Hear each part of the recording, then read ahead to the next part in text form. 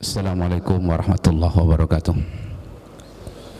Bismillahirrahmanirrahim. Innal hamdalillah wassalatu wassalamu ala Rasulillah wa ala alihi wa ashabihi wa man walah. Asyhadu an la ilaha illallah wahdahu la syarika lah wa asyhadu anna Muhammadan abduhu wa rasuluh sallallahu alaihi wa ala alihi wa ashabihi wasallama tasliman mazidah. Usini wa iyyakum bitaqwallah. Qala Allah Ta'ala, ya ayyuhalladzina amanu taqullaha haqqa tuqatih wa la tamutunna illa wa antum muslimun. Ya ayyuhalladzina amanu taqullaha wa qulu qawlan sadida yuslih lakum a'malakum wa yaghfir lakum dhunubakum wa man yuti'illaha wa rasulahu faqad faza fawzan 'azima. Alhamdulillah, marilah terus kita tingkatkan syukur kita kehadirat Allah Subhanahu wa ta'ala dengan nikmat-nikmatnya yang demikian besar tercurah kepada kita. Alhamdulillah sampai hari ini kita diberi kesehatan lahir dan batin di ujung bulan Sya'ban. Insyaallah besok atau besoknya kita sudah masuk ke bulan Ramadan. Ini kalau di Saudi Arabia hari ini tanggal 29 Selasa, di kita masih 28 sidang isbat besok. Saya sangka hari ini tapi ternyata besok. Ya, mudah-mudahan Allah Subhanahu wa ta'ala menyatukan kalimat kaum muslimin sehingga bisa melaksanakan puasa secara bersamaan kaum muslimin di seluruh dunia ini, semua dengan taufik dari Allah Subhanahu wa ta'ala. Ikhwah rahimani wa rahimakumullah, ana hanya menyampaikan hadis Rasulullah sallallahu alaihi wasallam. Nabi sallallahu alaihi wasallam mengatakan, salasun munjiat, ada 3 perkara yang merupakan kunci keselamatan. Ada 3 perkara yang merupakan kunci keselamatan. Yang pertama, taqwallah fis sirri wal alan, bertakwa kepada Allah baik tersembunyi maupun nampak. Dan ini merupakan puncak dari kebaikan. Bertakwa kepada Allah baik ketika tidak nampak manusia ataupun di saat terlihat oleh manusia. Jadilah wali-wali Allah Subhanahu wa ta'ala baik di saat nampak di pandangan mata manusia maupun di saat antum sendiri tidak ada seorang pun yang melihat, dan hanya Allah Subhanahu wa ta'ala yang pasti melihat. Ya, ini ketakwaan kepada Allah Subhanahu wa ta'ala. Takwa yang membuahkan 2 sifat istimewa. Yang pertama, asyauqu ila liqa'illah, kerinduan untuk bertemu dengan Allah dibangun. Apalagi Ramadan, itu hari untuk memperjuangkan kerinduan seorang bertemu dengan Allah Subhanahu wa ta'ala. Ingat, ada hadis yang sangat agung diriwayatkan oleh Imam Bukhari dalam sahihnya. Nabi SAW menyatakan, man ahabba liqa Allah ahabballahu liqa'ah wa man kariha liqa Allah karihallahu liqa'ah.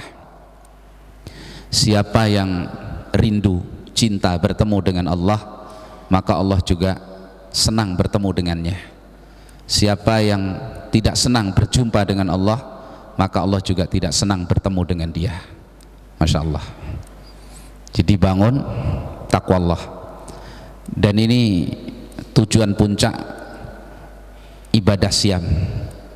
Jadi puasa adalah madrasah pendidikan tarbiyah kita untuk meraih derajat ketakwaan di sisi Allah Subhanahu wa ta'ala. Jadilah hamba yang baik di saat bersama orang lain, demikian juga baik di saat sendiri tidak ada satupun yang melihatnya. Dimanapun dan bersama siapapun, sendiri atau bersama manusia yang lain, kita adalah hambanya Allah Subhanahu wa ta'ala. Ini kunci keselamatan, bertakwa kepada Allah fis sirri wal alan. Yang kedua, kalimatul haqqi indal ghadabi war ridha. Kalimat yang hak,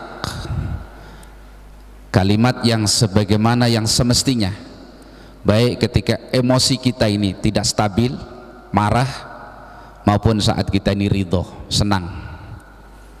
Jadi seorang yang jujur, baik ketika marah maupun ketika dia ridho, maka kalimat yang keluar dari dirinya adalah kalimatul haq, kalimat yang benar, kalimat yang seimbang, kalimat yang dicintai oleh Allah Subhanahu wa ta'ala, kalimat yang menggambarkan bahwa dirinya adalah hamba Allah Subhanahu wa ta'ala.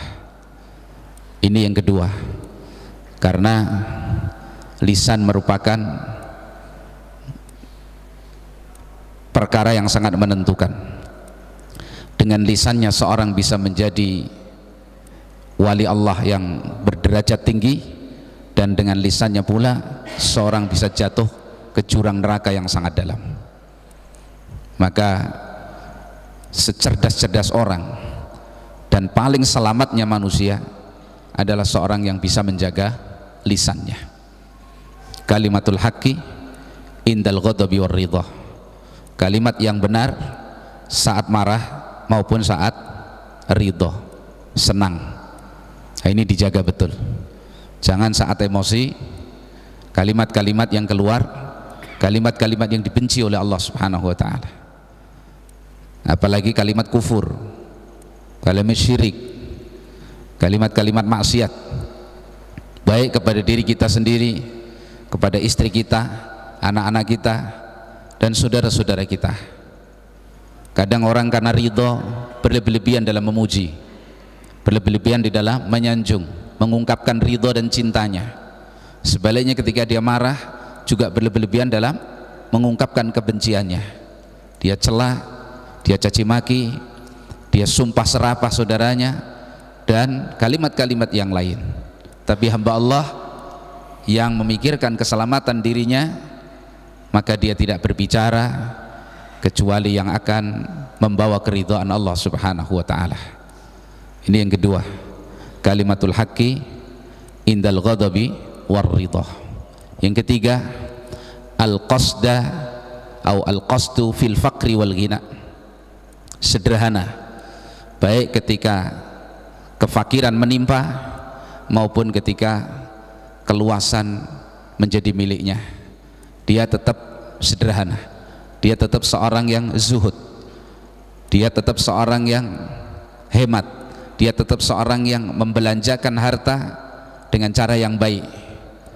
Tidak ketika kemudian banyak harta kemudian berlebih-lebihan, ketika fakir dia berkeluh kesah. Tapi al-qasda fil faqri wal ghina, stabil, seimbang, sederhana, hemat, baik ketika berkecukupan atau ketika sedang diuji oleh Allah Subhanahu wa ta'ala. Lisannya tidak mudah berkeluh kesah, dia tidak pernah mengeluh kecualinya kepada Allah Subhanahu wa ta'ala. Nah begitu dijaga. Mengeluh kepada manusia atas takdir Allah yang menimpanya, ini bagian dari berburuk sangka kepada Allah. Ya, mengeluh atas takdir Allah yang menimpa dirinya kepada manusia, berarti dia berburuk sangka kepada Allah Subhanahu wa ta'ala, dan dia sedang mengeluhkan apa yang dilakukan oleh zat yang lebih bisa menyayangi dirinya kepada makhluk yang tidak akan bisa menyayangi dirinya.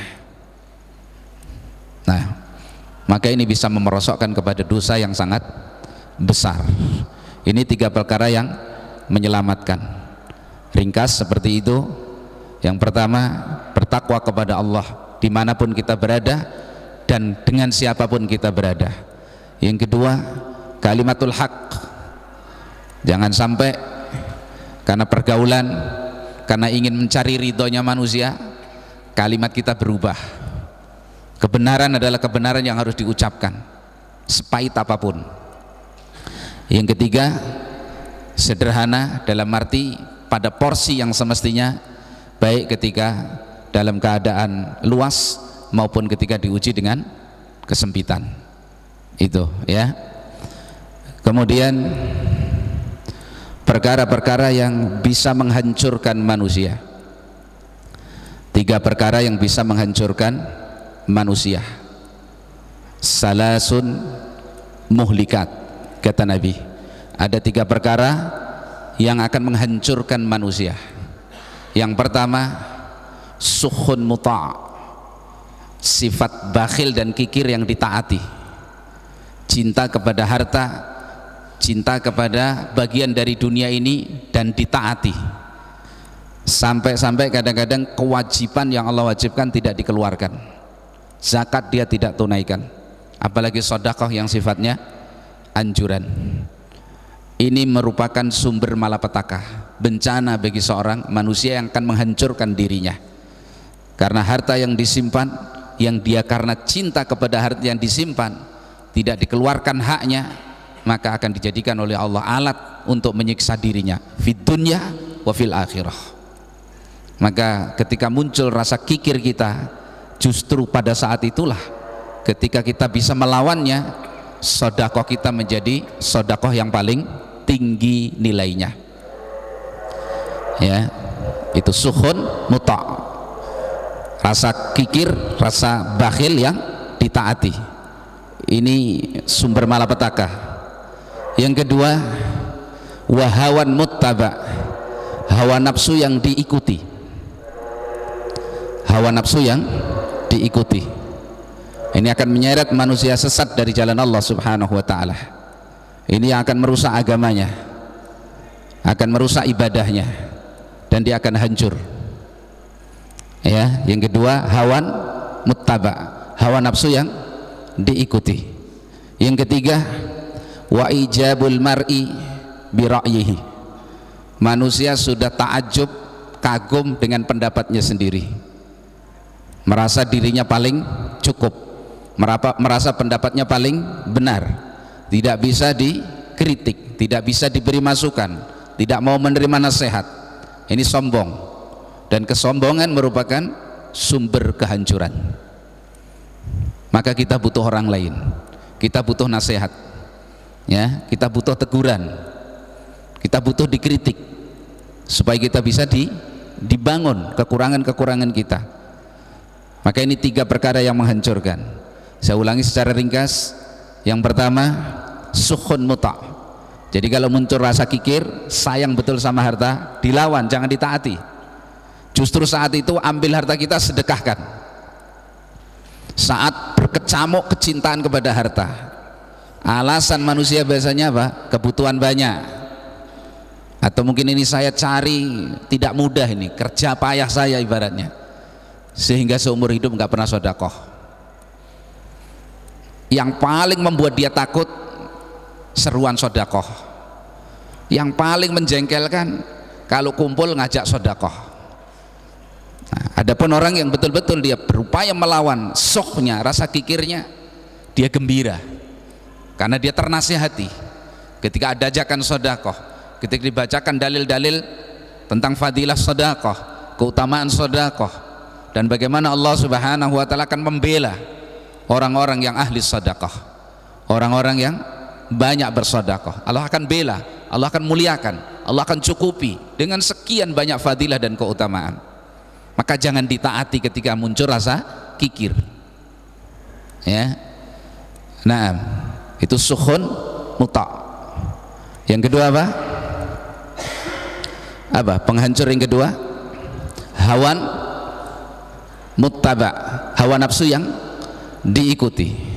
Yang ketiga, ta'ajub dengan pendapat sendiri, ananiyah namanya, aku loh, apa gitu, ananiyah, mengakukan dirinya, membanggakan keakuannya. Ini tidak boleh, ya. Ini menghancurkan dirinya sendiri, ya, menghancurkan punggung dia sendiri. Maka apa yang dikatakan oleh Rasulullah sallallahu alaihi wasallam hendaklah betul-betul menjadi bekal bagi kita, ya. Jadikan hari-hari di bulan Ramadan untuk mendidik diri kita mengambil 3 perkara yang menyelamatkan diri kita dan memerangi pada diri kita dari 3 perkara yang akan menghancurkan diri kita. Itu poin-poin dari hadis Rasulullah sallallahu alaihi wasallam yang bisa Anda sampaikan. Mudah-mudahan selalu hadis-hadis Nabi menjadi motivasi bagi kita untuk hidup lebih baik, lebih dekat dengan Allah Subhanahu wa taala. Karena sekali lagi ayyuhal ikhwah, ana ingatkan diri ana dan antum sekalian, antum diciptakan oleh Allah Subhanahu wa taala hanya untuk satu tujuan, menghamba kepada Allah Subhanahu wa taala. Status antum di dunia yang berbeda-beda itu adalah hikmah Allah yang sangat dalam di dalam membagi aneka ragam kehidupan. Dengan seperti itulah kita bisa bekerja sama. Dengan seperti itu yang satu bisa berbuat baik kepada yang lain. Dengan seperti itu kita menjumpai ladang-ladang pahala ibadah. Dan itu hikmah Allah sangat dalam. Tapi semua itu tidak menjadi pokok pertanyaan yang Allah jadikan itu sebagai landasan penilaian. Innallaha la yanzuru ila suwarikum wala ila amwalikum walakin yanzuru ila qulubikum wa a'malikum.